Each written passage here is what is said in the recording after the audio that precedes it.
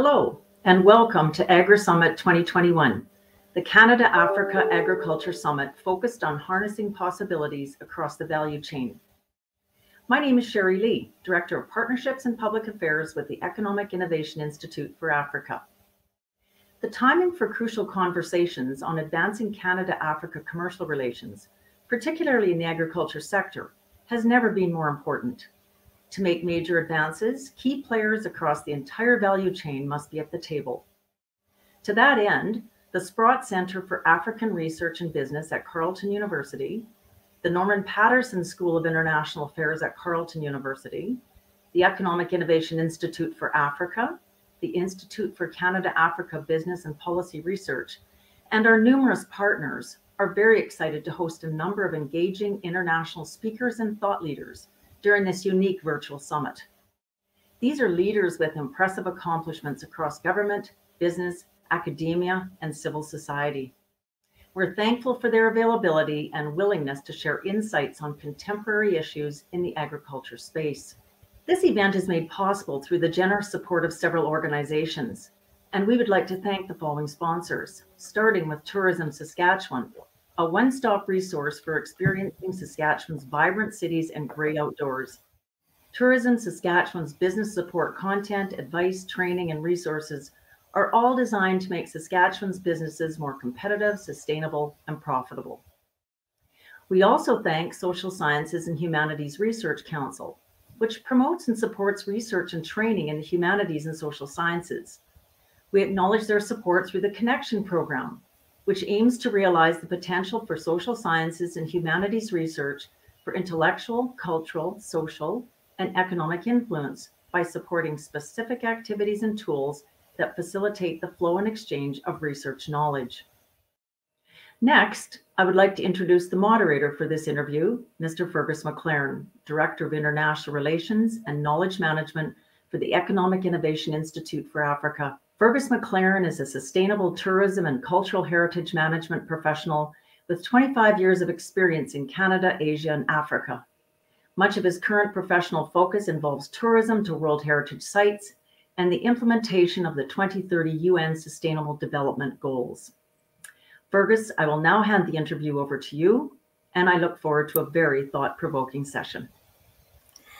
Many thanks, Sherry. It's nice to be taking part here and also have the opportunity to interview a good friend and colleague and the great work that to celebrate the great work that she's doing. So first off, I'd like to introduce our interviewee for today. And just so you know, the interview will be all in French. I'd like to introduce Son Excellence, Madame Fatima Brawley-Miete. Elle est l'ambassadrice de Mali au Canada, en plus de son rôle de représentante permanente au Mali auprès de l'Organisation de l'Aviation Civile Internationale ou OACI. Elle est diplômée de l'Université de Québec à Montréal, UQAM, et de l'Université de Stony Brook à New York. Elle est titulaire d'un master en administration des affaires ainsi que d'une spécialisation en sociologie. Elle fut conseillère technique à la présidence de la République, chargée de mission au ministère des Affaires étrangères et de la coopération internationale, ainsi que conseillère municipale en commune et le district de Bamako. Elle a travaillé en santé publique. Son expertise a été assurer la continuité des services de santé maternelle, néonatale, infantile et de l'adolescent, SMNIA, et de la protection des OEV. Elle fut consultante pour les Nations Unies, l'Union européenne et la coopération luxembourgeoise. Bienvenue, Madame l'ambassadrice. Merci beaucoup, Fergus. Merci pour cette invitation à ce sommet sur l'agriculture. Je suis très honoré d'y prendre part. Merci. C'est un grand bienvenue à toi. Et pour le début de l'interview, j'ai quelques questions sur le sujet d'agriculture. Et premièrement, j'ai la question comment Mali va faire dans le secteur agriculture et quels sont les produits principaux? Merci beaucoup pour cette question, Fergus. L'agriculture au Mali emploie 60% de notre population active et contribue à 30% de notre croissance économique. Nous investissons 12% de nos ressources publiques dans l'agriculture et même au-delà des 10% qui sont recommandés selon l'engagement de Maputo. Le Mali est le premier producteur aujourd'hui de coton en Afrique de l'Ouest. En 2022, nous sommes fiers de ce résultat avec 731 000 tonnes de coton produit. Alors, nous attendons les résultats de l'Égypte, mais nous pensons qu'aujourd'hui, on peut nous considérer comme premier producteur de coton en Afrique. À cela, il faut ajouter que le Mali est deuxième producteur mondial du karité après le Nigeria. Nous avions en 2019 produit 280 000 tonnes de noix de karité et donc nous en exportons, nous en exportons 60 000 et qu'il y a un potentiel pour l'exportation. Nous exportons aussi du beurre de karité. Et vous savez que le beurre de karité est la base de produits cosmétiques et aussi c'est beaucoup utilisé dans le chocolat. Le Mali est un acteur majeur dans l'exportation mondiale de la mangue. Nous avons une quantité approximative en 2020 de 80 000 tonnes de mangue produites et 20 000 tonnes exportées. Vous voyez encore que nous avons 60 000 tonnes et un potentiel d'exportation de 60 000 tonnes. Nous exportons Europe, sans oublier l'anacarde. L'anacarde, nous avons produit 90 000 tonnes en 2021, donc il nous a rapporté 32 milliards. Nous exportons l'anacarde avec la coque. Ce n'est pas de la noix. Nous n'exportons pas la noix pour l'instant. Je vais revenir sur le sujet un peu plus tard. Et nous vendons donc cet anacarde avec la coque au Burkina Faso, à la Côte d'Ivoire et au Sénégal. Et il ne faut pas oublier que aussi nous sommes producteurs de riz dans les différents offices, notamment au Niger, à Mopti, à Banguinenda et Tombouctou. Nous produisons aussi du maïs pour notre propre consommation, mais surtout pour produire de l'aliment bétail et aussi faire du pain avec la farine. Nous sommes producteurs et exportateurs de céréales, le mil, le sorgho. Comme vous savez, nous avons un embargo sur notre pays aujourd'hui, donc nous avons arrêté l'exportation de ces produits pour satisfaire, parce qu'elles constituent la base de notre propre alimentation. Enfin, nous avons du sésame. Nous avons une forte demande de sésame que nous produisons dans les pays asiatiques, ainsi que du sésame biologique que nous produisons. Et nous avons la filière aussi de soja que nous développons, qui est en développement avec l'huile de soja. Le soja sert également pour produire de l'aliment bétail. Donc, comme vous pouvez le constater, nous avons vraiment un potentiel agricole. Le Mali est par essence un pays agricole et nous sommes un pays par essence d'exportation de produits agricoles. Merci, Fatou. C'était un grand détail de produits importants pour le pays et pour le travail, pour le développement durable aussi, pour les personnes, pour les citoyens de le pays aussi. Merci. Pour la prochaine question, quelles sont les relations agricoles avec de commerce avec le Canada? Alors, les relations commerciales dans le domaine de l'agriculture avec le Canada sont très faibles. Comme vous savez, la relation économique en majorité est basée sur l'exploitation de l'or et nous souhaitons vraiment diversifier ce commerce-là entre le Canada et le Mali. Et à cette occasion, l'année passée, nous avons eu à faire un forum économique axé sur l'agriculture, donc sur nos produits d'exportation phares, et nous sommes en train de travailler là-dessus. L'un des problèmes que nous avons, c'est que, et pourquoi nous avons cette faiblesse d'exportation de le Canada, c'est que nos exportateurs manquent d'informations sur les réglementations Et aussi, il faut dire que pour avoir des produits de qualité sur le marché canadien, il y a des exigences, notamment les certifications et autres. Donc, nous sommes en train aujourd'hui de former nos agriculteurs et nos exportateurs pour atteindre ce standard. Et donc, dans le cadre vraiment, ça c'est un appel que je lance pour tous ceux qui vont nous écouter, s'ils peuvent nous apporter un appui dans la formation de nos agriculteurs et nos exportateurs, vraiment une bonne avancée dans le cadre de notre coopération et notre partenariat avec le Canada. Parce que l'ensemble de nos produits agricoles, il faut le savoir, est exporté en Europe, conditionné en Europe et vendu au Canada. Donc, quand nous voyons les produits que nous produisons au Mali, nous les retrouvons sur le marché canadien, mais avec des labellisations différentes provenant de ces pays qui ajoutent de la valeur à nos productions et le revendent. Donc, nous souhaitons aujourd'hui créer nous-mêmes de la valeur sur nos chaînes de production et d'exportation de nos produits. Non seulement le produit reviendrait moins cher pour l'acheteur, mais créerait davantage d'emplois chez nous. À cela, il faut ajouter la concurrence déloyale que nos agriculteurs subissent face à des subventions accordées par d'autres pays aux producteurs des mêmes produits.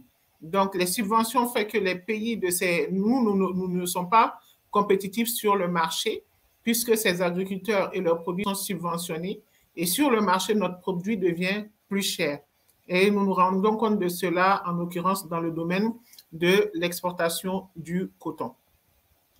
Oui, merci pour ça. Je sais qu'il y a de bonnes qualités de la produit malien, mais je sais en même temps que tu as dit qu'il y a les barrières du commerce et d'autres choses, mais s'il y a l'occasion à faire une connexion directe entre Canada et Mali, peut-être c'est mieux pour les relations entre les deux pays dans le domaine agriculture. Je pense ça. OK, merci pour ça. Quelles sont les choses importantes qui sont dans le secteur que tu veux discuter, comme le changement climatique, les SDG, les régulations de commerce, d'autres choses comme ça? Ben, écoutez, d'abord par rapport à la COVID, vous savez que la COVID a vraiment affecté le monde entier et l'agriculture chez nous a été beaucoup affectée par la COVID parce que le prix des intrants et des semences et aussi des engrais ont pratiquement doublé. Donc, pour des paysans qui n'ont pas beaucoup d'argent, ça a beaucoup impacté négativement l'agriculture. En plus de cela, nos produits agricoles, la commercialisation de nos produits agricoles ont subi vraiment un coup très dur parce que les produits périssables avaient du mal à sortir, notamment les premières heures quand les frontières étaient fermées. Donc, les femmes qui sont employées dans l'horticulture ont eu de grosses pertes.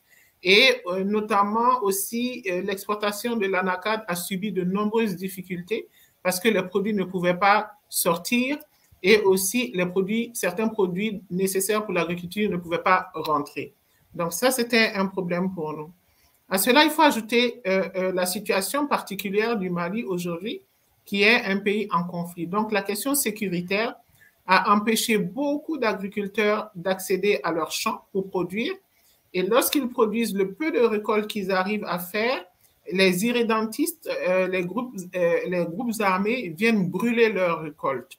Donc, beaucoup d'agriculteurs n'ont pas eu l'occasion de pouvoir exploiter leurs terres, de pouvoir récolter leurs produits dans un environnement apaisé et leurs récoltes ont été brûlées. Donc, ça nous a beaucoup affectés.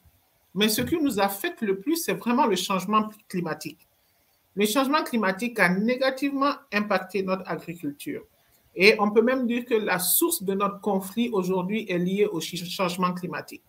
Nous connaissons le changement climatique depuis les années 70, avec les premières désertifications, donc qui a entraîné la rareté de l'eau, la rareté des terres, des bonnes terres. Et donc, le peu de terres le peu de terre où on peut cultiver se faisait rare et nos premiers conflits intracommunautaires ont commencé par des conflits autour des ressources naturelles liées au changement climatique. Et je tiens à le soulever ici parce qu'on en parle très peu. Et comme ça remonte des années 70, la question est occultée. Je pense que ça pourra faire l'objet d'un autre débat. Donc, avant cela, avant le changement climatique, nous connaissions les périodes durant lesquelles nous avions de la pluie. C'était principalement au mois de mai et donc les pluies étaient régulières, les paysans faisaient leurs semis et du fait de la régularité des pluies et qui venaient de façon séquentielle, donc les semis étaient arrosés et les plantes poussaient normalement. Aujourd'hui, les pluies viennent en juillet au lieu de mai et quand elles viennent tout en même temps en une journée et donc au lieu d'être séquencées, elles viennent tout en même temps et ça crée des inondations. Et donc, le paysan ne sait plus quand est-ce qu'il faut faire les semis. Et quand il fait les semis et qu'il n'y a pas de pluie au bout de 10 jours, il perd les semis. Il est obligé de ressemer encore pour pouvoir faire l'agriculture, ce qui lui revient cher. Donc, le changement climatique, vraiment, est un facteur important qui entrave, qui a une grande entrave dans notre agriculture. Et sans compter que lorsqu'il fait chaud, cela joue sur les fortes chaleurs jouent sur le rendement et nos cultures, car vous savez que les plantes sont très sensibles aux fortes températures. Oui, je suis en accord de ça, que nous avons la même chose avec, en Canada avec le changement climatique. Il y a beaucoup d'inondations, beaucoup de grands feux, beaucoup de grandes choses comme ça, l'air sèche et d'autres choses comme ça. Pour une autre question, jusqu'à accompagner ça, qu'est-ce que tu penses de l'idée de la Great Green Wall, le grand forêt dans le Sahel? C'est pour contre le changement climatique. Alors, c'est un projet qui ne date pas d'aujourd'hui. Et ce qui est intéressant au Canada, je trouve que le Canada est un pays très intéressant et je suis vraiment heureuse d'être affectée comme ambassadeur au Canada parce que depuis mon arrivée, j'essaie de voir quels sont les parallèles. Et comme vous savez, le Canada est un pays où il y a du bois, où il y a du reboisement. Et donc, il y a toutes sortes d'innovations et de technologies pour reboiser. Et donc, je pense que la contribution à cette grande muraille verte, le Canada a un grand rôle à jouer là-dedans.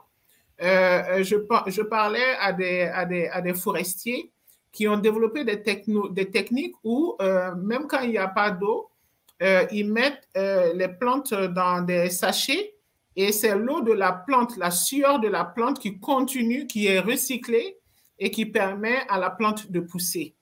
Mais vous savez que ça va aussi avec un accompagnement, parce qu'il ne s'agit pas que de planter des arbres. Tant qu'on n'aura pas réglé la question des énergies renouvelables et d'autres sources d'énergie renouvelables, comme le biogaz et autres, l'énergie solaire, pour que les populations africaines et maliennes puissent cuire leurs aliments à partir de ces énergies, elles vont toujours couper le bois pour faire du charbon et donc pour leur consommation domestique. Donc, il est important, en plus de ce reboisement et de cette technologie que le Canada peut apporter, de coupler les autres sources d'énergie pour la consommation domestique. OK, merci. C'est un grand projet, mais ton information, c'est très important pour la conceptualisation de les choses pour le changement climatique, mais aussi pour les choses pour cuivre les repas, d'autres choses avec le bois aussi, le charbon. Pour la prochaine question, qu'est-ce que tu penses avec le rôle de le secteur agricole dans la participation avec l'accord continental de l'Afrique libre? Mais écoutez, la zone de libre-échange économique est une très bonne idée. C'est une volonté politique de nos chefs d'État pour faciliter le commerce intérieur sur le continent africain. Comme vous savez, le continent africain sera un grand marché du fait que de la jeunesse donc de notre population, de cette classe moyenne qui est en train de venir. Mais il faut dire que l'ensemble ne sont pas au même pays, au même niveau de développement. Et donc, il faut faire très attention à comment est-ce que ce commerce sera équitable entre nous. Vous avez des pays qui ont commencé leur industrialisation. Vous avez des pays qui ont commencé à se renforcer dans le commerce. Donc, il faut éviter qu'il y ait des gaps. Nous, par exemple, nous sommes un pays par essence agricole et nous sommes très faibles sur les transformations sur nos chaînes de valeur. Donc, ça peut être une bonne chose pour l'ensemble des pays, mais il y a ces facteurs dont il faut tenir compte. La zone de libre-échange va permettre la réalisation de nombreuses infrastructures, notamment dans le transport qui vont permettre le désenclavement donc des pays et faciliter le commerce entre ces pays-là. Évidemment, et je pense qu'il y a des mesures spécifiques pour les pays comme les nôtres pour les mettre à niveau pour qu'ils puissent bénéficier des avantages de ce commerce intra-africain. En tout cas, c'est un grand défi, mais nous y croyons. Nous y croyons et nous croyons à cette vision dans laquelle nous sommes tous engagés. Je pense que c'est un grand défi aussi, mais spécialement dans la perspective du Canada avec notre accord avec les États-Unis et le Mexique aussi. Nous avons des bonnes idées avec les relations entre les pays, spécialement les produits agricoles, les produits métaux, des autres choses, avec les taux et les impôts entre les pays. Donc, c'est assez intéressant, mais je pense qu'aussi en même temps, c'est une bonne occasion pour le développement international de quelques pays et pour le marché, pour les nouveaux marchés entre quelques pays aussi. Donc, je pense que c'est un bon, mais c'est un grand défi en même temps. Pour la dernière question pour toi, est-ce que tu veux parler quelques autres sujets dans le secteur agricole au Mali, les points spéciaux? Oui, ce qui est important, c'est que vraiment l'État du Mali a décidé de faire de l'agriculture le secteur moteur de croissance de notre pays. Parce que, comme je le disais, sur les chaînes de valeur, il est créateur d'emplois et créateur de sources de richesse. Et comme je l'ai dit également, à cause du changement climatique, la question de la maîtrise de l'eau dans notre agriculture est très importante parce que nous sommes dépendants vraiment de l'eau dans ce secteur. Et ce qu'il faut noter, c'est que nous avons une loi d'orientation agricole. Donc, l'État du Mali a mis vraiment des dispositifs institutionnels, des documents juridiques en place vraiment pour promouvoir l'agriculture. Nous avons une loi d'orientation d'agricole qui vraiment met la femme au cœur de l'agriculture du Mali et 15% des territoires agricoles aménagés, des espaces agricoles aménagés sont destinés aux femmes et aux jeunes, ce qui est très important dans le cadre de la politique d'aménagement du territoire. Les femmes interviennent généralement dans le domaine de l'horticulture et de la pisciculture, qui est aussi très rentable. Aujourd'hui, notre vision est la transformation locale de notre produit, leur valorisation et un travail sur les chaînes de valeur pour pouvoir créer plus d'emplois, insérer nos jeunes, créer de la richesse pour notre développement économique. Je vous remercie pour l'invitation. Merci. Merci très beaucoup pour les bonnes informations, les informations richesses et aussi pour la perspective et pour vos grands efforts pour ton pays. Parce que tu es un grand champion pour Mali et pour les efforts industriels, agriculture, culturelle, toutes les choses. Donc, merci bien pour toute l'information. Merci pour votre amitié, merci pour votre soutien. Je ne suis pas le seul champion. tout ce que vous faites pour le Mali. Merci énormément et à bientôt. Bienvenue, merci.